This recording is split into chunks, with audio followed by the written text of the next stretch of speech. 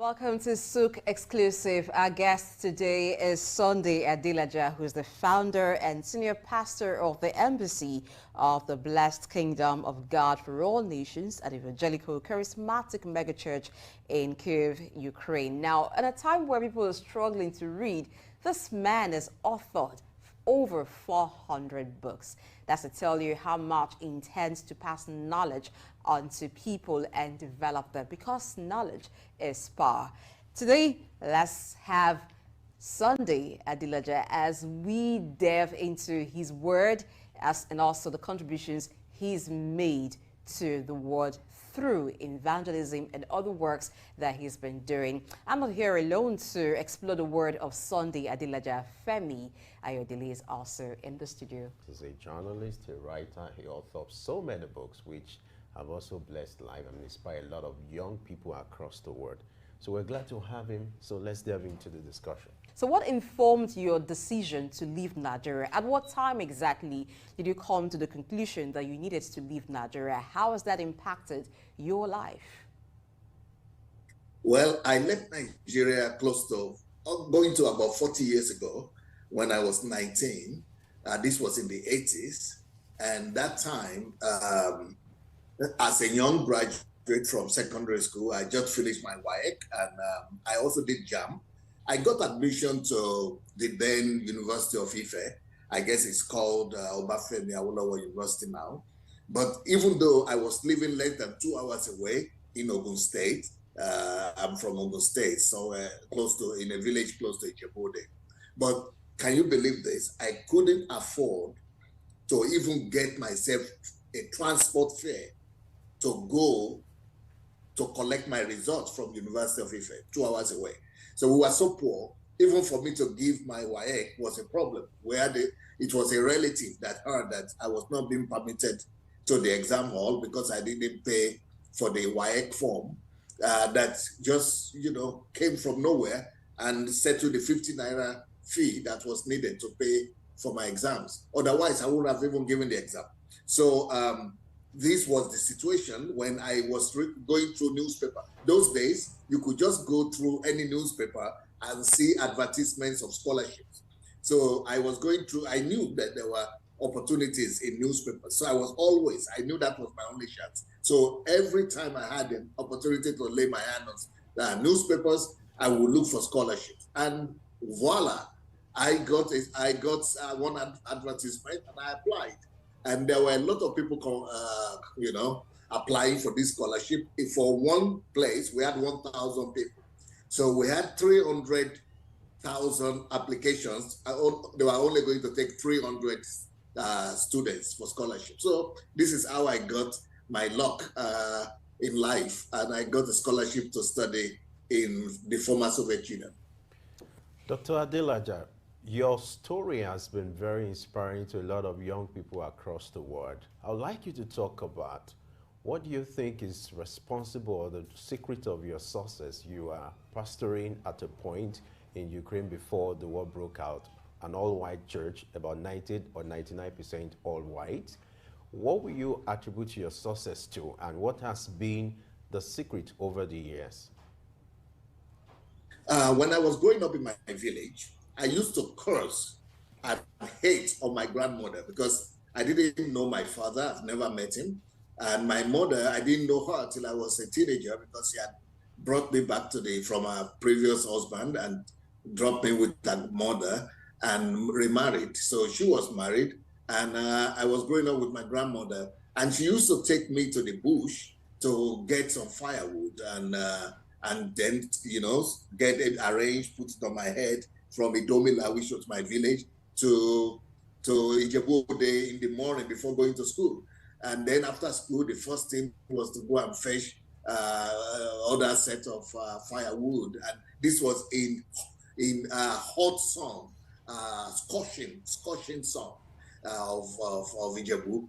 And so I used to curse her that, my God, why am I so unlucky in life?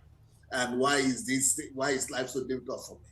But when I got to Russia, and my professor told me that I would never speak Russian language because without that, you would not be able to go into the university. You have to learn the Russian language 1 year before you go into the university.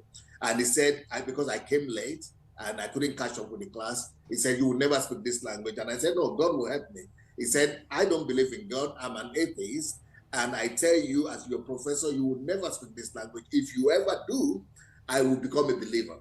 And so I said, okay, what will I do now? And I remembered that my sister had shared with me a scripture that in the book of Deuteronomy 28, verse 13, that says that you shall be the head and not the tail. You shall be you shall be first and not last. And I said, okay, so God has given me this promise. So what do I do now? So I vowed to God that I would do my best from today. I will work hard like I never worked hard before. And I said, after classes, I will not go to my dormitory, to my hostel. I will be going to the library. So from that day, we spent 7 hours or 6 in classes. After that 7 hours in classes, I normally will just go and take a lunch for 30 minutes, then go to the library. I will be in the library for the next 6 hours. And I did that for the next 7 years when I was in the university till I finished my master's. So I will always stay in the library. I would resist the temptation of going out. From Monday to Friday, I will spend 6 hours every day in the library. And then I became the best student of that university in their history, in their 25 years of history at that point. Why? Because of hard work. So I believed God, but I also worked hard. I think hard work is actually the womb of every success. Wow, that's remarkable. Now, talking about believing in God. I'm sorry. I'm going to complete my thought. So okay, the reason why I connected it to my grandmother was that this time when the professor told me I will never make it, I remember the suffering that I went through in the village. And I said, if I could survive it in the Domela, this studying in Europe in their library was like aircon. So much comfort. I've never seen this kind of comfort, even in the library or classrooms. I said, if I could survive it under the scorching sun of Africa, if I could survive it without 3 square meals, if I could survive it eating only eba and gari in all my life, this one with all this comfort. So I always refer back to my pain. My pain of the past propelled me. I will always remember that pain. And I say, I will never go back to that pain. So that pain that I endured made me to endure the lesser pain.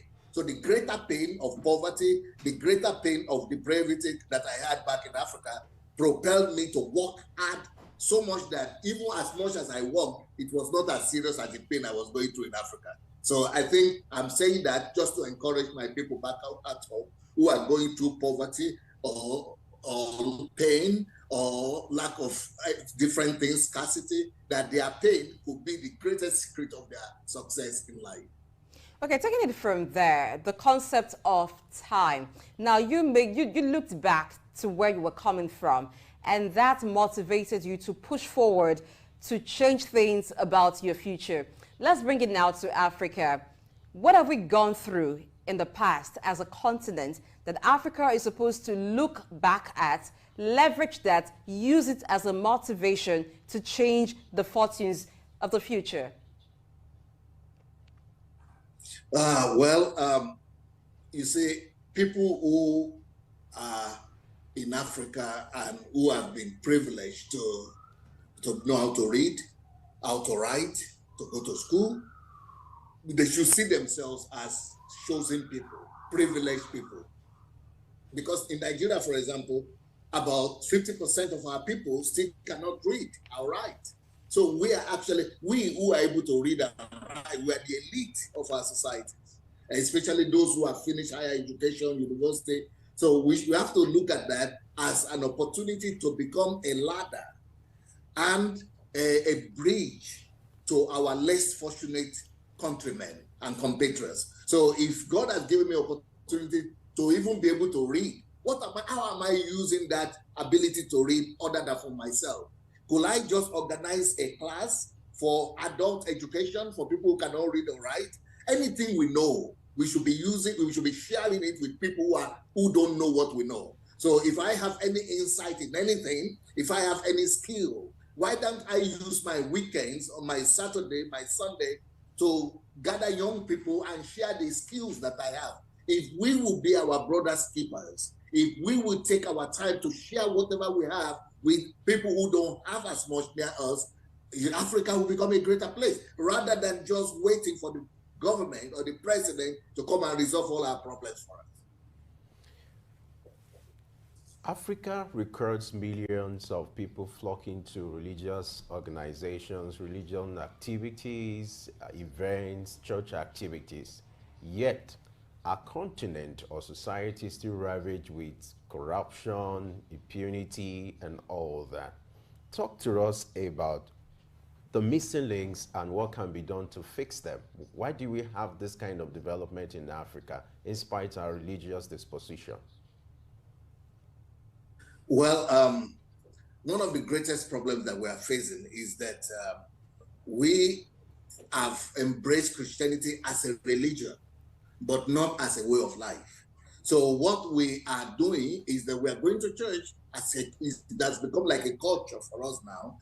And we go to church, and then when we go to church, we pray to God that God should come and help us resolve our problems. Well, that is why I wrote my book that you people probably have heard about, that only God can save Nigeria. No, what a myth. It's a myth to think that God will come and save Nigeria. I mean, people who don't believe in Christianity, like Saudi Arabia, Arab Emirates, Kuwait, all those are Muslim countries.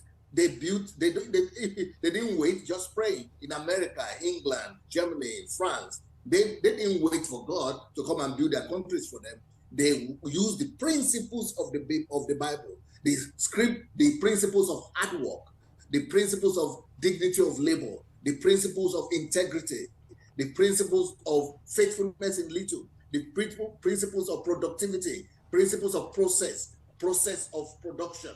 And all those principles are from the Bible. They took those principles and build them as principles to engineer them to build a better society. But what we have done is that we have taught our people to pray and to wait on God to come and do for them what they could do for themselves. It's a tragedy, actually. Religion has become our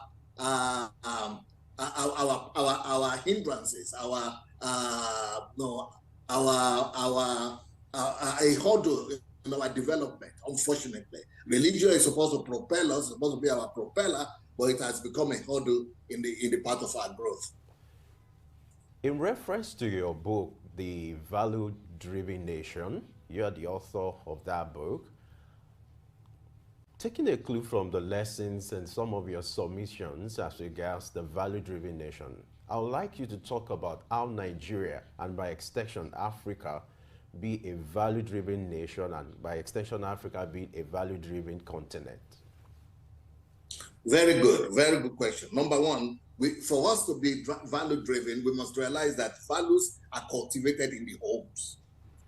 So government need to develop a program, a national program that will encourage parents to teach their children the right value systems. And we have to even give them a list of the values that we want to inculcate into our family, into our children, into our future, into our society as a fabric. That's number one. We must, teach and intentionally encourage parents to inculcate values in their children. Number two, for us to be a value-driven country, we must know that our educational system must not just teach physics and biology and geography. We must begin to teach in our schools values. We must go back to the days where we used to have civic education or ethics. In European, they call it ethics. We must begin to teach ethics and begin to, as a nation, we must have a list of value systems that we want to be the basis of our society and of our country as a whole. It is values that develop nations. And until we come up with those lists of values, I have developed such lists of values. In my book, Nigeria and the Leadership Questions, I enumerated all those values that Nigerians need for development. But also, apart from the schools, apart from educational system, apart from the family, another institution that is responsible for formation of values are the religious organizations. our pulpits are responsible either for, for propagating the right values or the wrong values. There are some mosques, for example, where people are in other parts of the world, where people have used pulpit to propagate jihad. And see what people are doing. People began to go and kill themselves, and others. That is the power of pulpit. But if we are going to use that same pulpit to propagate the right values, we will be able to build a wonderful country, just like the Europeans did. In Europe, it is what they call the Protestant ethics that are responsible for the European or modern civilization that we are enjoying today. The Protestants, people like Martin Luther, people like all the other reformers, they embrace values of the Bible and brought them out of the four walls of the church and propagated them in the society as a whole. And those values that are called Protestant values are responsible for what the Europe that we see today. Okay, we live in a time where there is so much external influence. First of all, there is the influence of the Western practice, Western culture on the African culture, and then the exposure to other way of life through social media. So how can Africa handle this? How can homes, schools, and even government handle this to shape the values of Africans to one that encouraging certain virtues that will result to nation building, or by extension, the building of Africa?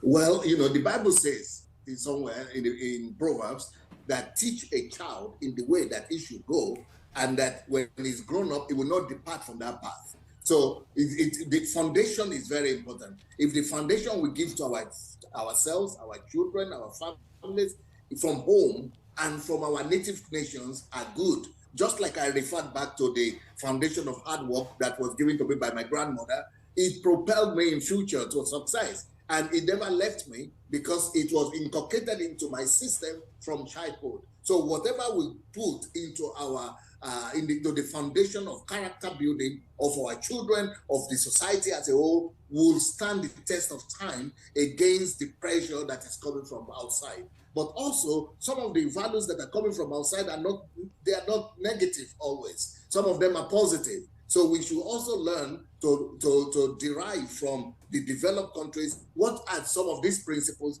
that have helped them to grow and to become so developed, so that we will be able to embrace some of those as well. As a social reformer, an author of many books, and someone who has traveled across the globe, I would like you to do a comparison of the value system in Africa to that of Europe and other continents, and because you talked about the value system, I would like you to do a comparison and let's see what Africa can do better. Okay, for example, let me say that is a very good question, and I think this illustration will help me to pass my message across. The Bible says that righteousness or doing things right exalts a nation. Whenever you see a nation where people have been taught to obey rules and laws and principles, when they have been taught to obey rules, those nations are always exalted. When people have been taught to do things right, either they're Christians or non-Christians, believers or non-believers, just learn to do things right, those nations will always be developed. For example, there is a famous pastor in Nigeria that everybody knows. If I mention his name, everybody will know him. And he is the one who told this story. Maybe some people have heard this story. He was traveling from Nigeria to England through the Heathrow airport. And when he got to the airport, he was stopped, and because he had a Nigerian passport, so they were saying, "What are you coming to do in Great Britain today?" And he told them, "I'm a pastor, I'm coming to see my churches here." And they said, "Okay, if you're a pastor, yesterday was Sunday. What did you preach? What was the topic that you preached yesterday?" And he said, "Oh, I can tell you, but I'm a pastor, I cannot lie." Then the custom officer said, "Oh, you are a pastor? Yes. You cannot lie because of that?" "Yes, I'm a pastor, I cannot lie." So the woman said, it was a woman, said, "So you are telling me because you are a pastor, you will not lie or you cannot lie. So naturally in your country where you are coming from, it means if you are not a pastor, then, you could lie." or people who are not pastors because they are connected to God, they could lie. But in this country that you are coming to, you don't need to be a pastor not to lie. Everybody doesn't, you are not supposed to lie. People don't lie here. And this is the difference. If you come to Africa, for example, you will see so many people who go to church. A large number of people who call themselves believers, but they could lie, they could steal, they could, all the corrupt people we are talking about, they'll go to one church or mosque or the other.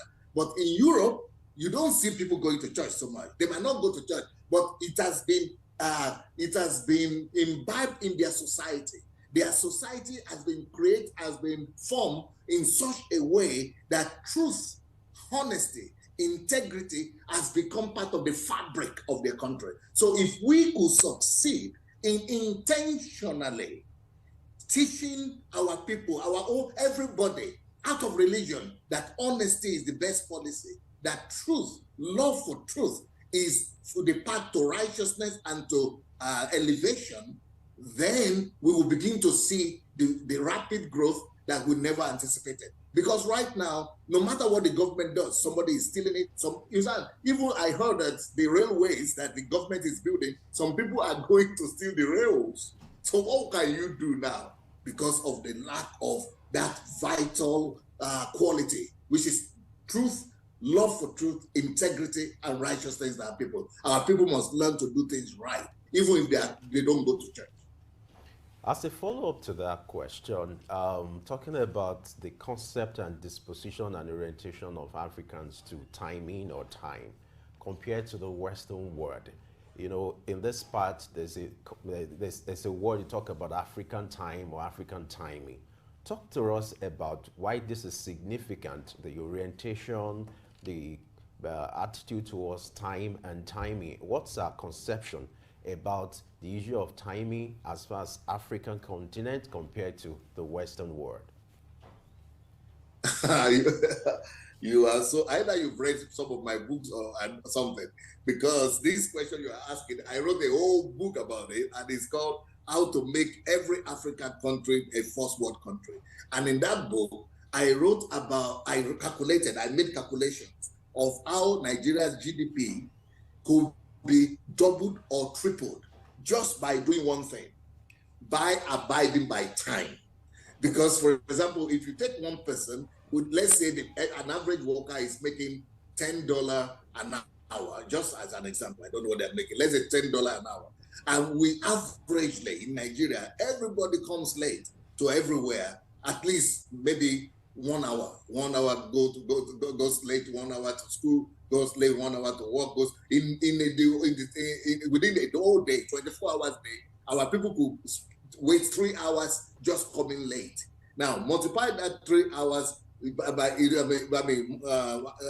if 3 hours is $10, just make it it means $30 in a day, $30 into 26 days in a month, and then multiply that by 275 days in a year. You know, by the time I made all the calculations, the Nigeria economy, just by dealing with lateness alone, could be a $1 trillion economy. That is the importance of work, because of time. Because time is not just money. Time is life. Time is productivity. Time, some people are producing, something in every hour. Some people are producing something in every minute, whereas we are wasting an hour going late to a place of production. And you are very correct. It's something that we must really declare war against in Africa. Okay, as much as we must declare war on lateness in Africa and encourage timeliness, there are values that need to be encouraged or rewarded for it to become something people embrace. Because over time, people have lost these values. Some persons did not even grow up with a value. Some persons grew up with the mindset of there is African time. In fact, the only place people respect time is maybe for school or work. Outside that, African time applies. Now, you talked extensively before the time issue about honesty, certain values that should be encouraged in Africa, integrity, honesty. How can nations encourage this, reward it, so it becomes something people do? Because for those who naturally, or maybe by their upbringing, will want to be honest, but it seems that there is no reward for it, I don't know, it seems like you're foolish. So what should change at the national level and then at the continental level to encourage certain values? Very, very, very good question. The problem with values and living by values is that, especially honesty and integrity, the problem with it is that it's not a short period kind of, it's not a short-term result. Normally, when you live by values, it's in the long run, you see the result of it. But most people want to have a short-term result. They want to have a quick fix. They want to have instant gratification. And that instant gratification is our undoing. Whereas values demands endurance. Values demand stamina. They demand perseverance. And it is only after that that you are normally rewarded. But really, at the end of the day, you know, if you are my customer and you come to buy things from me, I always sell it for you higher than the normal price, or I normally reduce something, take from it, and you get a smaller weight instead of the original weight. One day, that deception will come back to bite me, because you will realize that I've been deceiving you. And once you realize, once the truth comes out, you will tell your friends, I will not just lose you, I will lose all your family members, I will lose all the people you know, who you will tell that I'm a shit. So in that case, on the other hand, I've been a person of integrity. I've always been doing, selling things at the right price. I've always been giving you the right weight. I've always been, then you will say, okay, go to that other person, because that other shop is where the person is a man of integrity. It never cheats. So it takes time for integrity to play out. But at the end of the day, people who live by any other values other than the value of honesty, integrity, and truth, they always lose out. But if there is no fix, there is no quick fix to it. It takes perseverance, and the only way to make people to embrace this is to teach it and enforce it from childhood. For example, another problem in Nigeria is that no matter the offense, people always find a way to look to avoid punishment. So this is a big problem. I will tell you a story, a small problem that will help me to communicate this my lesson. When I was a student in Russia, I went to Germany on holiday, and then we, in Nigeria, we never obey the traffic light. So I saw that it was red, the traffic light was red, but I and my friend, we were thinking, but there's no car now, no car here, no car to the right, no car to the left. We just say, okay, let's cross. From nowhere, we saw police come and stop us. I said, where did they come from? We didn't see them. Anyway, they told us we have to pay 10 euros. It used to be mark in those days, let's say euro. 10 euro penalty. So we said, oh, sorry, because in Nigeria, we're used to the fact that, I'm sorry for that, it's ambulance passing by. So we're used to the fact that if you offend in something, just beg the authority and they will pity you. They will have mercy. So I say, oh, please, please, please, we are students, we are from Russia, we don't have 10 euros. They said, no, pay now. We said, no, please, can we pay? Oh, please forgive us. They said, okay, 20 euros. I said, 20 euros, but please, now, no, we don't have, please, for the 30 euros. No, 20, 40 euros. No, 40 euros. 50 euro. If you talk again, it will keep on going. That is how we ended up paying 50 euro issue. From saying we don't have to, because they have a system that enforces the right things, enforces righteousness, that upholds justice, equity, and uprightness. So, but in Nigeria, even if somebody would have come, other people would say, oh, pity him now, oh, leave him alone now. The parents will come and say, oh, let him go. Even recently, some members of parliament will be coming to intercede for the person who is doing the wrong thing. Ministers will be calling to say, so we have a whole means of bypassing the law, or bypassing what is right, until we begin to enforce righteousness by force. Just like when you go to Singapore. In Singapore, everything attracts penalty. So penalty must be established for things to work in our country. All right, Dr. Adelaja, the conversation with Dr. Adelaja still continues, but we'll go on a short break now. When we return, we'll have more conversation with our special guest. Stay with us.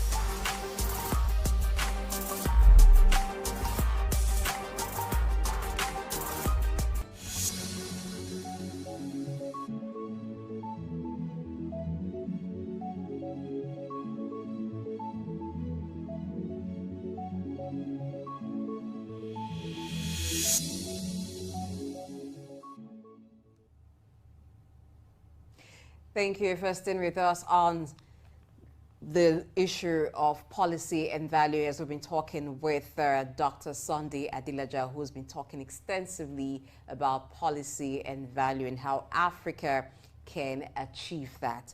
All right, Dr. Sunday Adelaja, we do know that there was a time when there was a kind of communal mentorship for children. A child doesn't belong to a particular family, the child belongs to the entire community. Is there a way to return to that kind of system where correction of a child is not left alone to the parents? A child could do something wrong and somebody from the community is correcting the child and even going as far as enforcing some form of punishment just to deter the child from returning to such behavior. What is the way to go in a time like this about that? Thank you so much. That attitude, practice was popular back in Africa in those days when people had what is called taboos, when people had the things that are accepted by the community as a whole and the things that are not accepted. If we could go back to that, it will really help us a big deal. But unfortunately, before we could go back to that successfully, something must happen. We must collectively dethrone the reign of money, the supremacy of money in our society. Because right now, it's like anybody that asks money becomes the authority right now in our culture. In the olden days, it used to be you respect your elders, and the rules, the accepted norms of the society take preeminence over money or any status that anybody might have. Let me tell you a story that to help bring this point home. I have a friend of mine who is a professor. He's from the eastern part of Nigeria, and because he's over 60 and he's now the eldest in his family, in his clan. So when they were having a family meeting, and he was suggesting something. He's a professor from America, but a very educated guy. And but he was making some points to his clans people. While he was talking, one young man, this man is about 65, but there was a young man there who was just only 27 or 28 years old, who came, he just stopped there and said, "Hey, you call yourself a professor? And you are just talking grammar. Now English in your shop, and just put 10,000 US dollar cash on the table and say, this is money. This is what will resolve the issue. You are talking some principles, something. This is money. This is out. And the elders, when I was growing up in Nigeria, if anybody would have done that in the village, they would have banished that person from the village. But now, those elders who are sitting, the so-called elders who are sitting there, what they said is that, Professor, you see, this is a young man. And you see, it is money that talks these days. You see, he brought solution. Money is the solution. And you are just talking. So we have got to do what the young man is saying, because he has brought the money. You see, until we dethrone the supremacy of money, the love for money in our society, that thing will not work that you are talking about. We must go back, first of all, to let people know that some things are more important than money. And those things are values and virtues. Those things are principles. Those things are righteousness. Those principles that are should be much more respected. Character, they should be much more respected. Honesty, they should be much more respected than money. When that is an acceptable norm among our people, when everybody understands that things like character, principles, honesty, truth are more important than money, then every other person that is doing wrong, the whole community will be able to say, no, you are going against the norms. You are going against the principle that we have all agreed to abide by. And that is when the community can contribute to building a healthy society. So we still go back to, letting everybody be informed about what is right and what is wrong. But money has become our impediment that we must remove as a big major problem in our society. There's this popular quote by J.F. Kennedy, ask what you can do for your country. How do we drive home this kind of message to change the narrative and the mindset in Africa? Oh, beautiful. This is a principle that I will tell you that is not very popular in our society, unfortunately. Unfortunately, I grew up in Nigeria, and I was in Nigeria till I was 19, and I finished secondary school in Nigeria. But I never heard any teaching, training, preaching on responsibility. I never heard it. The first time I heard the word, I knew the word responsibility, but I never related it to myself as an individual. When I was in Africa, I thought responsibility is only something for leaders. But the first time I really heard the word about responsibility, the real meaning of responsibility was after I came to Europe. And so what we are talking about and what J.F. Kennedy was talking about is responsibility of every individual before their society. And this is one thing that we hardly teach. When you go back to our people, unfortunately, what we normally, even our elites, what they talk about, go to any normal TV program in Nigeria, they will be telling you what the government is not doing, what the government is supposed to do, what the leaders are supposed to do. But very few of them talk about personal responsibility of every citizen before their society. Every one of us hold the duty to be responsible for our neighbors, to be responsible for our families, to be responsible for the land that we live on, to be responsible for people around us, be responsible to our nation. And those kind of things, we need to begin to talk about it. And people like you in the media, you are also responsible for formulating and propagating the right values in the society, including the value of responsibility. Now let's expand the scope of that conversation. If people are not to think about what their country would do for them, but rather think of what they can do for their country, how does the country celebrate its heroes and those who have contributed to its development to inspire more people to think of contributing to the nation? Take Nigeria, for instance. Well, sorry? Let's use Nigeria as a case study.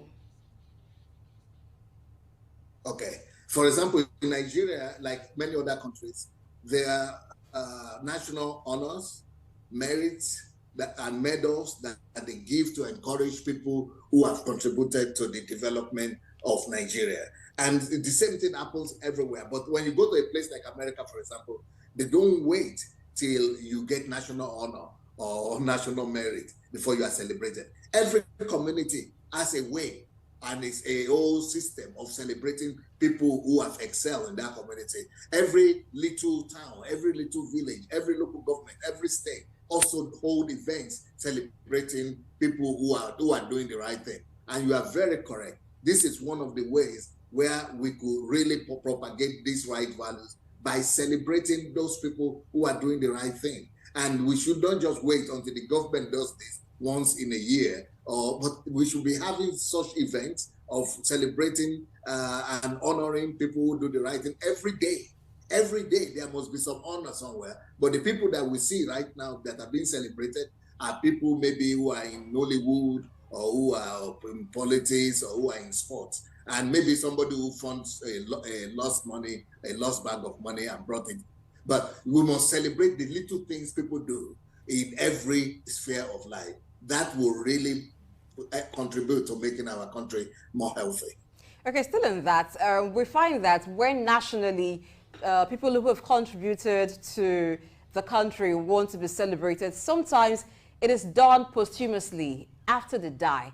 That's when a posthumous award is given. How can we correct that too? Timeliness of award. That's very sad. Unfortunately, that happens a lot.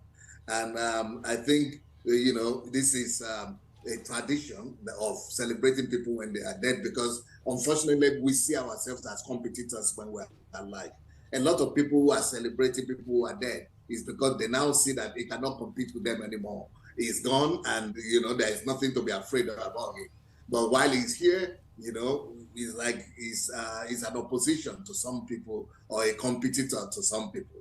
So, but when we realize that the nation is more important, and the success of the nation is even much more important, then anybody that contributes to that nation, when we love our country, when the love for the nation is preeminent in our heart, then we'll be able to see that anybody that does anything good for the nation has to attract the encouragement from every one of us. I'll keep making reference to your books because they are quite relevant. This particular on church shift, you made some submissions, and I would like you to talk about the role of churches or the role of church leaders in nation building, and then helping to restore the value system in the society. I always thank you very much. In that book that you are talking about, I was talking about my shock after living in Europe for close to 40 years, going back to Nigeria and seeing that, for example, I was going to a big church where I was invited to. This church, I think the budget of that church is bigger than the budget of that state. I mean, the church is wealthy, rich. But then when you go into the premises, and they have a whole big place there, it's like a whole country, a city, and everything is perfect, working perfectly like in America or like in Europe. But then to get to that place, the street that takes you to that church it was in such a mess, such a horrible state, that it doesn't take 1%, or it doesn't even take 0.1% of their budget to fix that road. So I decided to challenge my colleagues, my pastor friends, about that and say, you fix the road. So they were telling me, no, the road is for the government, it's the responsibility of federal government, that one is for the state, that one is. You see, this is because egocentrism, selfishness. Religion has embraced selfishness instead of giving love, instead of loving kindness. If you care about people at all, even your own people that has to pass through that road to come to your church, if you understand love, we will know that, no, this is something that we have to do. Apart from that, I also raised another question with the leadership of that church, because just around that same church, outside of it, when you come out, they have a fence. When you get out of this church, just around the fence of the church, you will see all kind of shanties and, huts and very horrible sights of people living in poverty, some selling this, some selling some petty things. And I say, hey, why don't the church take responsibility for all these people? You will be shocked by the response. The teacher told me, the pastor told me, well, God is making a difference between the Christians and non-believers. That when you come in here to the church, you see the way God has blessed us. But those ones, if they want God to bless them, they will come and join the church also, because God is making a difference between those who worship him and those who don't worship him. But I said, but God, Jesus himself left heaven where everything was perfect, came to the earth to rescue us who are wretched. I mean, we are supposed to leave our comfort zone, our own churches, and go to those people, even if they will never accept our religion, even if they will never believe in Jesus Christ or Islam. We should go to them and reach out to them with the love of God. This is why Jesus died for us while we were yet sinners. So, to a large extent, the churches and mosques of our country have a long way to go and a lot to contribute to economic development and the general national transformation of our country. That's why I wrote that book, Church Shift, because church must shift its position. The church must shift its worldview. The church must shift its practices. For example, I was telling them, okay, let's go and arrange and give, arrange a scholarship for those children who are not coming to your church, or give food to those people outside. So they were telling me, well, you don't give to the poor so that you don't become poor. If you want to be rich, if you want to be blessed, you give to somebody who is already blessed. So we don't give to all those people who are already poor. We don't want to attract poverty. This is the kind of doctrine, I don't know where that comes from. Because if the European missionaries who brought Christianity to Africa, if they had not built schools, if they had not built hospitals, if they had not educated us, if they had said that, no, we are unbelievers and we will bring curses upon them, Africa would have been in darkness up to now. So the form of Christianity that is being practiced in our country today breaks my heart. That is the reason for that book, Church Shift.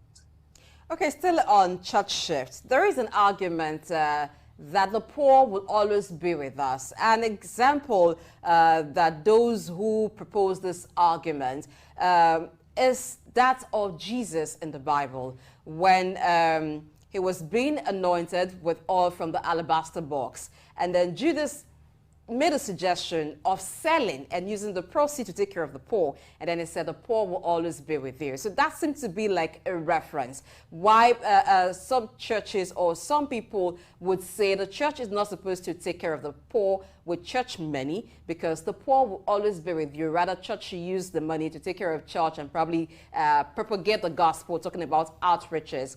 And there is also the thing about principles of prosperity, that to prosper, you must give. What is the balance between these two? Well, most of the people tell you that the way to prosperity is to bring money. They will always tell you that you bring that money, you must bring it to the church, or you must bring it to the man of God.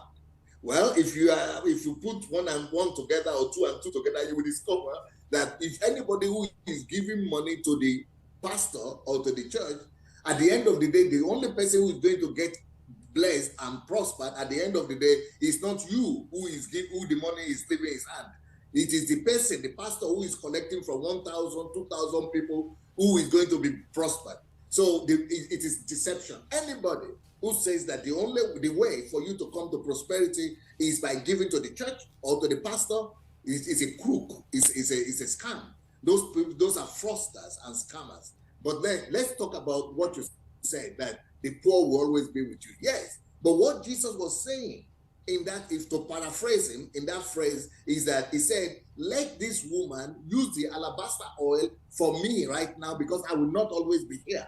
But you will always have the poor people around you to do good to. So me, I will be here for a short time. I will not be here. But the poor people, you have opportunity to take care of them every day. So he is not saying that we shouldn't take care of poor people. He is saying that we have all the rest of our life to care for this kind of people. Now, but those people who say that as well, don't tell you the practice of the church in the New Testament. And the practice of the church in the New Testament in the book of Acts is that the people who brought tithes, offering, and all their whatever they have to give to, who brought it to the church, the Bible says that they laid all those things at the feet of the apostles.